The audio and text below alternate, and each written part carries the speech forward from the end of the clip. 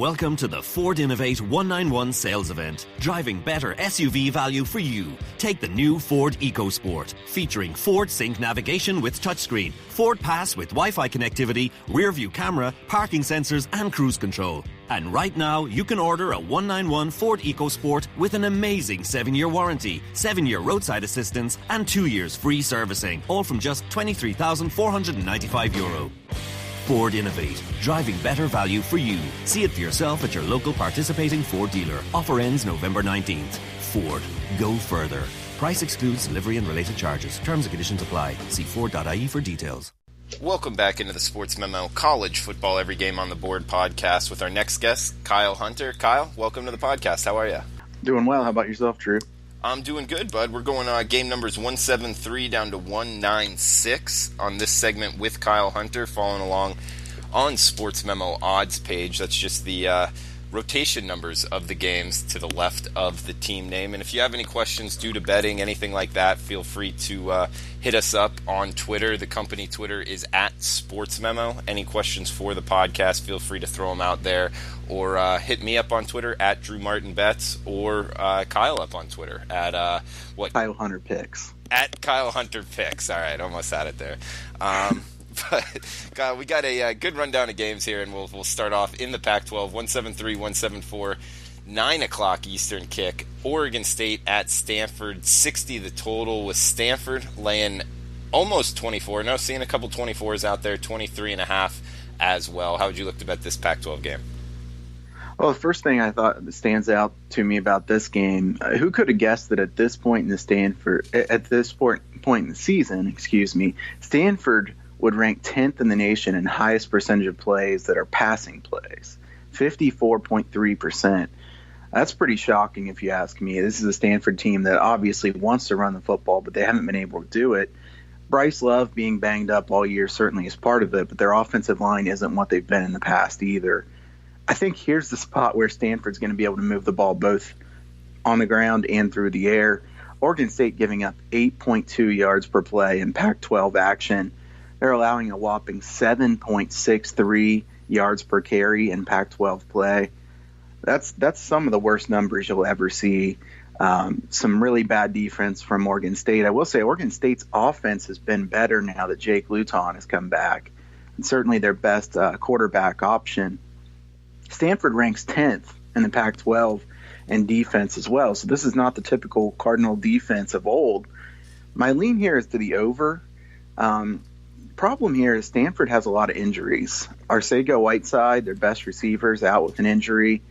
Bryce Love, questionable. And then I have to mention, just because he has the best name in college football, Jet Toner, the kicker for Stanford, is out as well. I don't know that matters too much to this handicap, maybe a little bit, but definitely the best name in college football. Jet Toner, huh?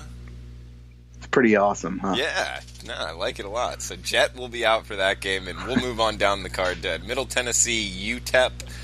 Looks like MTSU laying 13.5. This number's been bought down a little bit, taking some UTEP money. The Miners, they're not good by any means, Kyle, but they've covered some numbers here. They're not the worst team in Division I, like you could have made the argument for the last couple years. But 48 the total. You got any strong opinions on this one? Well, I think this is an interesting handicap. How does UTEP respond after finally winning a game? 20-game losing streak, and then they win. I guess I would ask you, Drew, how do you view that? Because I know some handicappers would say that this is a letdown spot after working so hard to finally get that win. Others would say it builds some confidence. So how do you view a game like that? To tell you the truth, Kyle, I wouldn't put a lot of emphasis into that. I would view more the team, the coaching, how the team's playing. And if gunned ahead, if I had to pick one outcome or the other, I would view it as a positive. But I wouldn't handicap it too strongly using that mentality. Would you? No, not too much. I think that could be overblown as well. I will say that UTEP has been playing better, like you said, not just last week. They had some close calls against some high-quality teams. So I think my lean here is UTEP. Now it was 15, now it's 13.5. So we've missed the best line, certainly. But it's a low total. This is a 48 totaled game. So 13.5, still a decent amount of points. If I had to play a side here, I'd take UTEP also maybe look toward the under. UTEP's defense has been better than what most people expected. And Middle Tennessee's offense isn't explosive as it was a few years ago. Stockstill's been kind of banged up, and he doesn't have as many weapons around him anymore either. Kyle, let's head to Athens, Georgia for the oldest rivalry in the South. Auburn at Georgia, 52.5 with the Bulldogs laying 14 in Sanford Stadium. Yeah, Georgia's played a top 5 schedule in the country. They looked really good last weekend in Kentucky. I think that was a statement game. Georgia's best is certainly a lot better than Auburn's best. Georgia really reliant on the run, though. And I think the single strongest unit on this Auburn team is their defensive line. So is this a letdown for Georgia after last week? I mean, you could argue it is. But at the same time, Georgia knows that they've got to keep being impressive and winning the rest of the way. They already had their slip up. I think that this is a tough one as far as the side. I think if I was going to bet this game, I would bet the under. It's gone from 50 to 52.5. That's getting pretty high for two solid defenses like this. Both teams want to run the football as much as they can. And Auburn plays a little bit up-tempo. Georgia plays very slowly. So I think this total's gotten a little bit too high at this point. Now, I'd be curious to hear your take a little bit since I know you're an Auburn guy. Yeah, I mean, Auburn beat Georgia and Alabama last year, the two national championship contenders. But in those two games, those two wins, I believe Kerryon Johnson had 67 touches for, 350-plus yards in those two games combined. Obviously, he's with the Lions now, and Auburn has nobody of his potential on offense. So I think they're a little limited in offense. They did have that 5-minute explosion against Texas A&M, which got them the win, and now they're ranked, which is it's great for the program going to a bowl. But I just don't think the mentality of Stidham at the quarterback position is a great fit in Malzahn's offense. And I'm talking about his mentality not running the football. He can run. He's an athlete. He just doesn't do it enough. And the offense doesn't hum like it does some years. And it really is holding them back. So I think without Kerryon Johnson, without the running threat at the quarterback position like it could be, I'm not looking to bet Auburn, even catching 14. I think side perspective, I would bet Georgia. I haven't bet it yet. And, yeah, I'm with you on this under. I could see Auburn's defensive line giving Georgia some trouble. I mean, when you let Fromm have time to pass, he'll kill you, man. He can throw a good deep ball. But if you get after him, you can get in his face and stop their run attack. I like that, Kyle. I like the under. Have you bet it? I have not bet it yet. This is one I've got circled to look at more here as we go through the week. I've also, seen the money coming in on the over, and I don't know how much this one's going to keep going up. I would assume that this is probably pretty close to the top. 52.5 for a game involving Georgia is a pretty high number. So definitely one that I'm going to look at farther, and I will not be surprised if I take the under here. In the Big Ten, some big names here. Wisconsin, Penn State, 55 the total, with the prevailing number being 9, some 9.5s out there in the marketplace, with Penn State laying that at home. Yeah, so this is a game that I have a stronger opinion on than most of the others, I would say. Big Ten country here, where I'm from. I follow the Big Ten really closely. What is Penn State's motivation the rest of the way? They lost that heartbreaker to Ohio State, beat by Michigan State the next week, and then thumped by Michigan a couple weeks later. McSorley's clearly less than 100%, and he's the key to the offense. This team has fallen way short of expectations this year, and everything that they wanted to play for this season is gone. So how can you lay this many points with Penn State? Now, on the other side, Wisconsin's certainly badly banged up. I know Hornibrook is questionable here as far as whether he's going to play, but let's be honest, he hasn't been very good. Wisconsin's going to try to run the football, and the weakness of the Penn State defense is against the run. They've been excellent against the pass, only 59th in the country in yards per carry allowed. I think Wisconsin's going to be running the football a lot. I think this is too many points. I would lean toward Wisconsin here, and this is one of my stronger leans. It's one that I'm considering to bet myself, just because of Penn State, honestly. I know Wisconsin's not been as good as everybody thought they would be, but I really just do wonder what's Penn State's motivation the rest of the way. Kyle, two good defenses here in Alabama. We got Mississippi State visiting Alabama in Tuscaloosa. 53 the total, with Alabama laying 24 at home to the second ranked scoring defense in the nation. Mississippi State giving up 12.3 points per game, only 3 touchdowns in their last 5 games, I believe. So laying 24 to that type of defense is kind of rarefied air here, Kyle, but it is Alabama, and a lot of people making the argument this is the best team of possibly our lifetimes. But usually when those type of statements come out, best team ever type statements, it's been a while since we've kind of had those conversations. I remember them, with USC back in the day, and sure enough, they dropped that game to Texas. I'm talking about the Vince Young year. And so sometimes when those statements start coming out, it might be a sell high opportunity. But either way, how are you looking to bet Alabama 24 at home? This is a tough game. I can't lay the points here with Bama coming off that dominant performance at LSU. I feel like that was where, you listen to the players, the coaches after the game, they talked about consistently. Everybody said we haven't played anybody this year.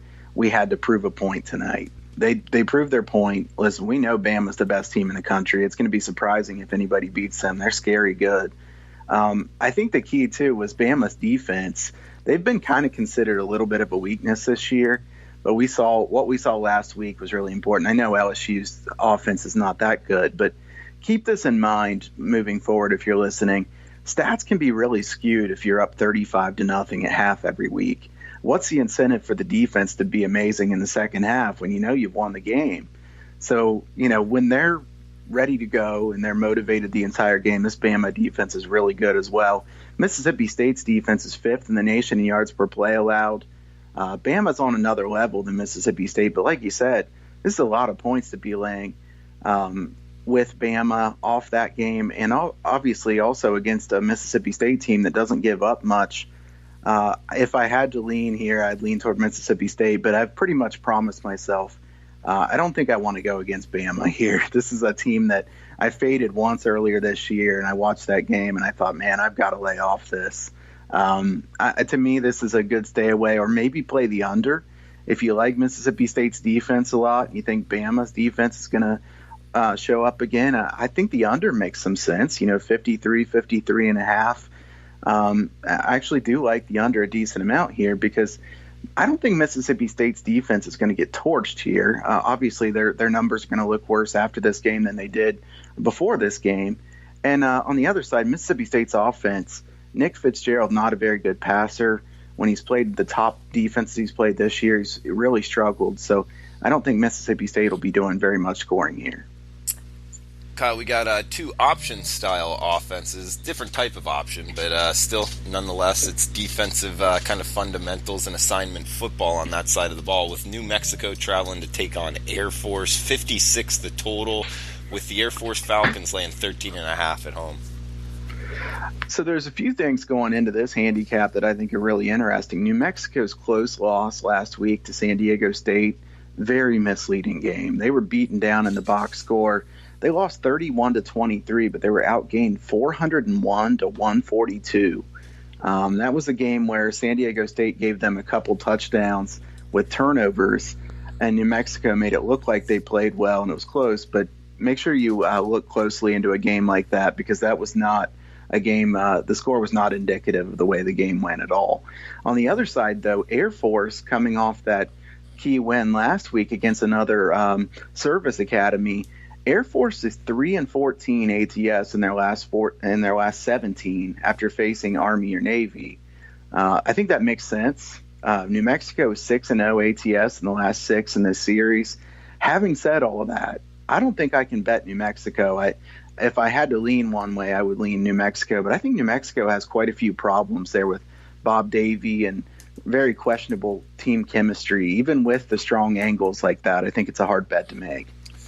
Moving down the card here, Kyle, we got an SEC battle, SEC East. Vanderbilt traveling to take on Missouri, 63.5 the total, with Mizzou laying 17 at home. So Missouri's been pretty impressive here of late. They've played the third toughest strength of schedule so far this year. Vanderbilt 37th. I would lean toward Missouri here, and I would lean toward the over. I will say the value not near as good as what it was on the over. The over opened at 58.5, now all the way up, like you said, 63.5. It's a big move for this early in the week, certainly. Missouri's plus 155 yards per game so far this year at home. Vanderbilt, not a team I trust very much. I think this Vanderbilt defense is weak. They don't have the running game that they had a few years ago. If I had to play this game, I would take Missouri.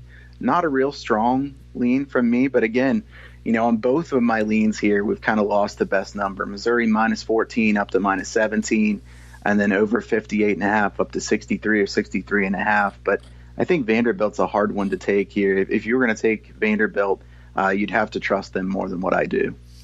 Kyle, this next one, man, Nebraska laying 17.5. Are they that good, or is Illinois that bad? We got 69 the total in Lincoln, Nebraska. I think it's some of both. I think Nebraska is certainly getting better. They've improved a lot throughout the course of the season. Scott Frost, obviously a really good coach. Everybody knows that. Illinois, though, to me, the interesting thing is Illinois was so good on offense last week that they got Minnesota's defensive coordinator fired. That's hard to believe if you look at Illinois throughout the course of the season. Then they put up a huge number against Minnesota. Minnesota fires their defensive coordinator. There's going to be a lot of tempo in this game. I know the total is 69. Keep an eye on the weather forecast. As long as the weather's good here, I think I would take the over. There's going to be a lot of possessions in this game. Both teams wanting to play fast, taking some shots. Nebraska's offense clearly getting better week by week, but Nebraska doesn't have a very good defense. Illinois, an extremely weak defense. I think this is one of those games where it's hard for the odds makers to put up a high enough number in the Big Ten because, you think of Big Ten, you think of lower scoring games and a little bit more running than the average games. And obviously Nebraska, the same thing. But these teams are a lot different than they used to be. Both of these defenses very weak. I like the over here. Guys, if you're liking what you're hearing from Kyle Hunter, make sure to check out sportsmemo.com for all of Kyle's plays. And we got a coupon code, Hunter40. That's HUNTER 40. No spaces, all capital letters. Hunter40 for 40% off his 3-day all access. That will get you college football, NFL, NBA as well. He's hot in the NBA. All those sports this weekend. 3-0 NFL Sunday as well this past weekend. So that's coupon code Hunter40 at checkout. Kyle, staying in the Big Ten, we got Purdue, Minnesota. Looks like the Boilermakers laying 12.5 on the highway, 58 the total. Purdue, a really well-coached team, impressive athletes. Rondale Moore, one of the best players that some people maybe haven't heard about by this point. You would hope that people have heard about him by now because Purdue's played so well in some of these key games. But really, really impressive athlete. This Purdue team, I really like their coaches a lot. Jeff Brom is excellent. Nick Holt, a tremendous defensive coordinator as well, and I think that goes underrated by many people. Purdue lost a ton of talent on defense at the end of last year, and they've played pretty well on defense. I would lay it with Purdue if I had to take a side here. I see this number coming down at some of the books right now, so if you can lay 11.5, I would lay it here with Purdue if I had to take something on the side. As far as the total, I would lean toward the over. I think that Minnesota has enough potential on offense now to have the big play that they could probably score a decent amount of points here. And I think Minnesota's going to have a hard time slowing down Purdue's offense. So a total of 58, I would lean to the over also.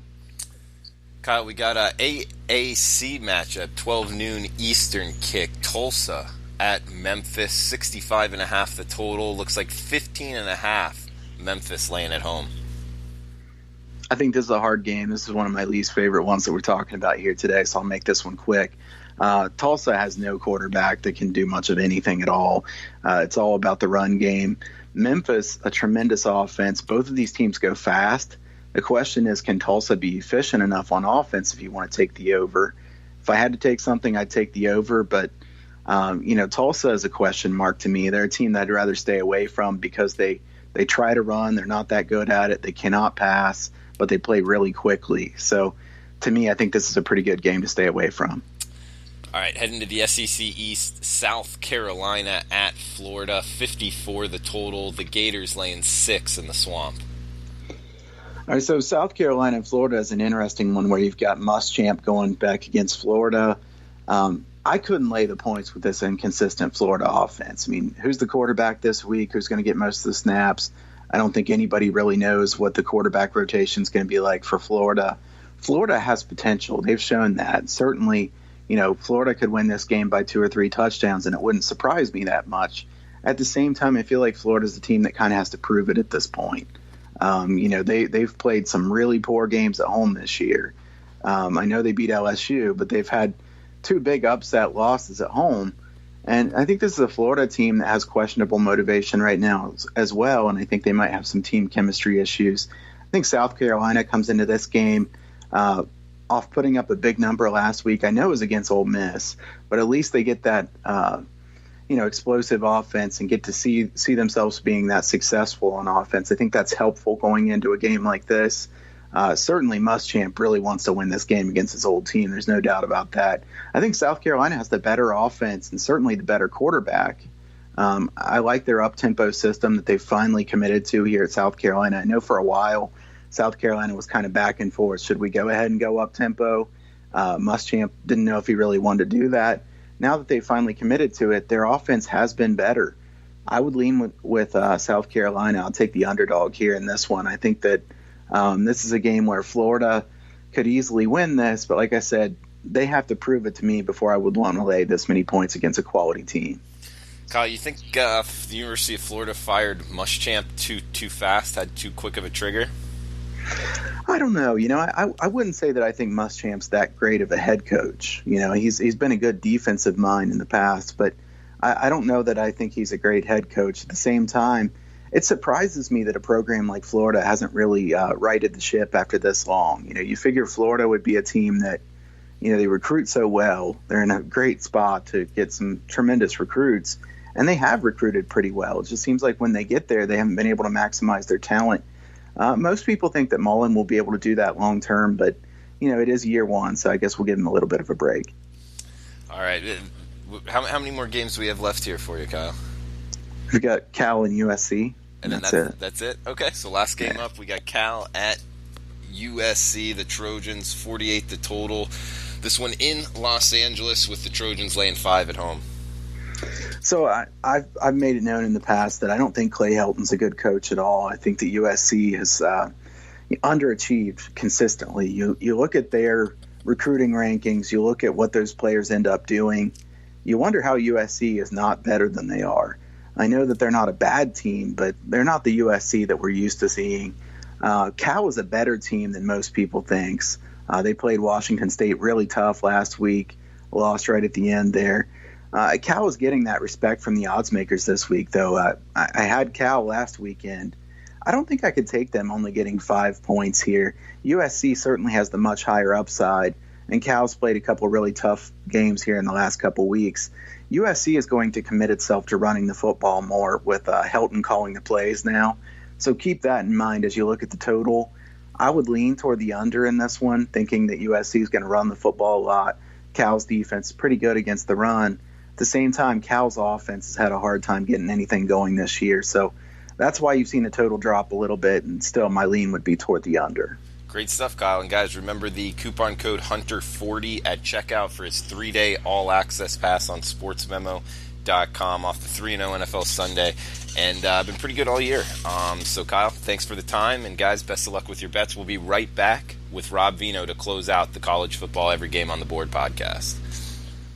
When you lose something, they say you should retrace your steps. So, you were at home with a glass of vino, spoke to your other half on the phone, put your phone down in the gap between 2 cushions, went to pick your partner up from the station, got stopped by the guards, breathalyzed, and that's how you lost your license. Since October 26th, anyone found to be over the limit will lose their license for a minimum of 3 months because drink drivers destroy lives. Never ever drink and drive. From the Road Safety Authority.